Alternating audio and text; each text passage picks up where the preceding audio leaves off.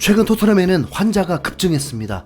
감독인 콘테부터 담낭염에 걸려서 고국인 이탈리아로 돌아가 휴식을 했고, 팀의 주장인 골키퍼 요리스는 맨시티전에서 무릎 부상을 당하면서 6주 이상 빠지게 될 전망입니다. 여기에다가 오늘 새벽에 갑자기 토트넘 구단은 비수마마저 다쳐서 수술을 할 거라고 밝혔습니다. 원래 비수마는 시즌 전부터 발목에 부상이 있었던 것으로 알려졌는데 결국에 문제가 터진 것입니다. 왼쪽 발목에 계속 부담이 가다가 피로 골절을 당하게 되면서 바로 수술에 들어가게 된 거죠. 아직 수술을 하기 전에는 회복에 얼마나 걸릴지도 몰라서 많이 당황스러운 상황입니다. 보통 피로 골절의 경우 한 달 정도면 회복할 때가 많은데 발목이라는 부위가 매우 민감하다 보니 섣불리 예측하기가 힘들죠. 몸값 900억의 히샬리송이 나아가니까 이제 400억 미드필더 비수마가 다치니 서로 바토터치 하는 것도 아니고 이적생들을 제대로 쓰고 싶어도 부상 때문에 그러기가 정말 힘듭니다. 토트넘 팬들도 비수마의 부상에 안타까움과 답답함을 토로했습니다. 왜 또 토트넘에 이런 일이 생기는 거야? 나는 진짜 많은 걸 바라지 않아. 그냥 평범하게 하루만 보내자. 파페 사르가 있어서 그나마 다행이다. 갑자기 골절을 당한 이유가 뭐야? 여름에 영입한 가장 비싼 선수 2명이 번갈아 가면서 다치네. 이건 진짜 심각한 문제야. 한 주를 정말 밝게 시작했는데 어떻게 주말이 되니까 이렇게 우울해지는 거지? 토트넘이 상승세를 탈만하면 이런 일이 생기네. 선수들의 부상에 더 신경을 써야 해. 이번 시즌에 진짜 마가 꼈나? 부상이 왜 이렇게 자주 발생하는 거야? 원래 비수마가 이렇게 잘 다치는 선수였나? 코치진이 사르를 임대 보내지 않아서 다행이야. 비수마가 회복할 동안 사르가 성장할 수 있어. 비수마는 내가 가장 기대하던 선수야. 그런데 별로 뛰지도 못하고 다치니 정말 슬프다.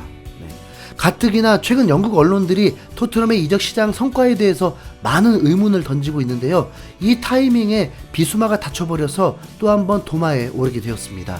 스텔리니 코치가 인터뷰할 때만 해도 요리스를 빼면 모두 건강하다고 했는데 그 사이에 훈련을 하다가 다친 건지 참 일이 안 풀리는 느낌입니다. 그나마 수술을 했던 콘테가 빠르게 회복해서 토트넘에 돌아와 훈련을 참관했다고 하는데 인간적으로는 다친 감독이 빨리 회복하기를 바라는 게 맞겠지만 축구적으로는 콘테 감독이 없을 때 더 나아 보이기도 하는 게 사실이라 어떻게 반응해야 할지 잘 모르겠습니다. 영국에 돌아온 지 하루 만에 토트넘 훈련장에 출근할 정도면 조기 복귀 가능성이 상당히 높은데 이게 득보다 실이 될 수 있다는 생각이 마음 한켠에서 스멀스멀 듭니다. 왜냐하면 스텔리니 수도 코치가 감독 대행을 맡았을 때 토트넘 성적이 승률 100%이기 때문입니다. 최근 맨시티전 승리 역시 스텔리니 코치의 공이 매우 컸는데요. 승리의 핵심이었던 전술 변화가 스텔리니와 메이슨 코치가 합작해서 만들어낸 거라고 알려졌습니다. 레스터전을 앞두고 진행된 인터뷰에서 스텔리니 코치는 맨시티전 승리가 누구의 덕인지를 질문받았습니다.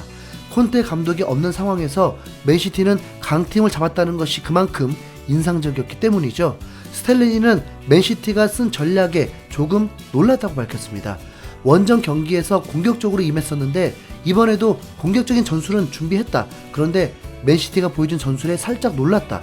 베르나르도 실바를 공격수들 사이에 두면서 마치 10번 공격형 미드필더처럼 사용했다. 그래서 바로 전술을 바꿔 대응했다라면서 강하게 나오는 토트넘을 상대로 맨시티가 변칙 전술을 사용했고 곧바로 대응했다고 말한 겁니다. 스텔리니 코치가 말한 대응은 바로 어제 분석해드린 뉴 토트넘 에릭 다이어의 전진이었습니다. 스텔리니 코치는 대부분의 전술이 콘테 감독이 훈련시킨 전술이었고 맨시티 변칙 전술을 보고 본인과 메이슨 코치가 회의를 한 뒤 살짝 수정만 했다고 밝혔는데 그게 바로 다이어를 위로 올리는 작지만 매우 큰 변화였던 것입니다. 우리의 전술은 콘테 감독이 오랫동안 훈련시킨 전술이었다. 나와 메이슨 코치는 경기 중에 즉석에서 회의를 한 뒤 살짝만 수정했다. 우리는 다이어를 더 전진시켜서 베르나르도 실바를 맞도록 했다. 콘테가 추구하던 전술에서 이 부분만 우리가 바꾼 것이다. 맨시티전 승리의 핵심이 바로 다이어의 전진이라고 분석했는데 그게 콘테 감독의 큰 그림이 아니라 스텔리니 코치의 능력이었던 거죠. 다이어를 미드필더로 올리면서 공격적으로 나온 베실바를 제압하고 페리시치와 에메르송이 뒤로 처지면서 손흥민이 뒷공간으로 질주하는 신의 한 수를 만들어냈습니다. 콘테 감독은 분명 명장이 맞았습니다. 3백 전술을 부활시켜서 실제로 여러 개의 우승컵을 들었고 회생 불가 판정을 받은 선수들을 여러 명 살려내기도 했습니다. 그러나 자기 힘으로 성공해온 탓인지 최근에는 유연한 모습이 전혀 없이 똥꼬집만 부릴 때가 많은데요. 그래서 콘테 감독의 약점으로 경기 중에 전술 변화가 없다거나 상대방의 변칙 전술에 약하다는 점이 지적되기도 했습니다. 그래서 지난 시즌 변칙 전술의 대가인 투엘 감독의 첼시를 만날 때마다 패배의 쓴맛을 봐야 했고요. 반면 스텔리니 수도 코치는 콘테 전술의 장점은 흡수하면서 아직 유연성은 잃지 않은 굉장히 훌륭한 모습을 보여줬습니다. 토트넘의 메이슨 코치 역시 콘테 감독 밑에서 많은 것을 배워서 잘 적용하고 있는 것 같고요. 권위적인 콘테 감독이 빠지니까 스텔리니와 메이슨 코치가 힘을 합쳐서 더 창의적인 결과를 만들어냈습니다. 레스터전에서 콘테 감독의 복귀가 확정되지 않았다고 알고 있는데 차라리 콘테가 완전히 회복할 때까지 충분히 쉬는 게 더 나을 수도 있습니다. 콘테 입장에서도 휴식을 하면서 객관적으로 자기 자신을 좀 돌아보고 토트넘 경기도 다시 볼 수 있고 스텔리니 코치와 메이슨 코치도 콘테 감독의 빈자리를 함께 채우면서 더 많은 경험을 할 수 있으니까요. 솔직히 요리스의 부상도 긍정적으로 볼 수 있습니다. 그동안 요리스가 토트넘 골키퍼로 열심히 활약해준 건 맞지만 이번 시즌에는 최다 실책을 저지르면서 황당한 모습을 많이 연출했습니다. 포스터 골키퍼는 손흥민이랑 친하고 또 선방 능력도 갖춘 선수인 만큼 요리스가 부상으로 물러난 게 자연스러운 교체로 이어질 수 있으니 다행인 측면도 있는 거죠.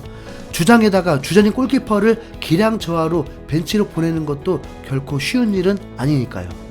이렇게 서서히 물러나는 게 어찌 보면 더 좋은 그림일 수 있습니다.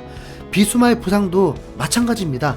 브라이튼에서는 훌륭한 선수였지만 토트넘에서는 전술 이해도가 부족해서 적응이 매우 느린 선수였는데요. 오죽하면 콘테 감독이 직접 이름까지 언급했겠습니까? 브라이튼 시절에 뛰어본 적이 있던 3-5-2를 쓸 때는 괜찮았지만 현재 토트넘은 3-4-3이 메인입니다. 합류한 지 반년이 넘었는데 아직도 전술에 녹아들지 못하다 보니 지난 시즌 리그 베스트급 미드필더가 그저 그런 교체 선수로 전락했죠. 이참에 좀 쉬면서 공부 좀 해서 전술 이해도를 높이길 바라봅니다.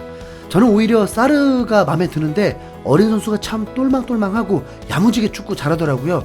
호이베르, 벤탄쿠르 다음 순위가 사르나 스킵이 될 확률이 높은데 기왕이면 유망주인 사르를 키워서 조금 길게 보는 것도 괜찮습니다. 그 다음 시즌까지 생각하면 지금 많은 경험을 시켜주면서 미리 키워놓는 게 분명 도움이 될 겁니다.